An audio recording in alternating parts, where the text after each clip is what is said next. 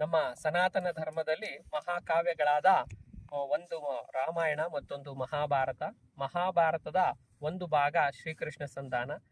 ಪಾಂಡವರು ಅಜ್ಞಾತವಾಸವನ್ನ ಮುಗಿಸಿ ತದನಂತರ ಅವರು ಹಸ್ತಿನಾವತಿಗೆ ಬಂದಾಗ ದುರ್ಯೋಧನನಲ್ಲಿ ನಮಗೆ ಬರಬೇಕಾದಂಥ ಅರ್ಧ ರಾಜ್ಯವನ್ನ ಕೊಡಿ ಅಂತ ಹೇಳಿ ರಾಯಭಾರಿಯಾಗಿ ಶ್ರೀಕೃಷ್ಣನನ್ನ ಕಳಿಸ್ತಾರೆ.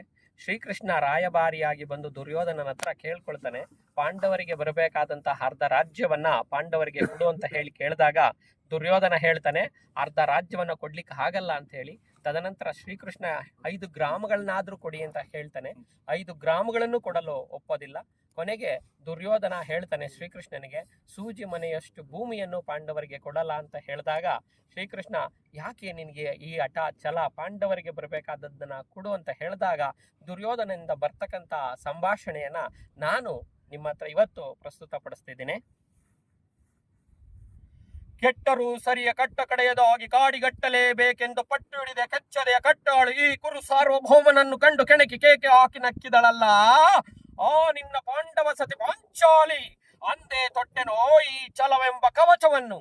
ಭೂತನಾಥ ಪ್ರೇತ ಪಿಶಾಚಿಗಳ ಒಡೆಯನಾದ ಭೂತನಾಥೇಶ್ವರನೇ ಕಾಲ್ಕೆರೆದು ಕದನಕ್ಕೆ ನಿಂತರೂ ಸರಿಯೇ, ಕಲಿಯಾಂಶದಿಂದ ನಿರ್ಮಿತವಾದ ಈ ನನ್ನ ಕುರು ಸಾಮ್ರಾಜ್ಯ ರಕ್ತದ ಮಡುವಿನಲ್ಲಿ ಕೊಚ್ಚಿ ಹೋದರೂ ಸರಿಯೇ, ಅಭಿಮಾನದರನಾದ ಚಂದ್ರಕುಲ ಚಕ್ರೇಶ್ವರನಾದ ನಾನು ಈ ಕುರುಕ್ಷೇತ್ರದ ಮಸಣದ ಮಣ್ಣಲ್ಲಿ ಮಣ್ಣಿಡಿದು ಮಣ್ಣಾಗಿ ಹೋದರೂ ಸರಿಯೇ, ಛಲವನ್ನು ಬಿಡೆ ನೆಲವನ್ನು ಕೊಡೆ.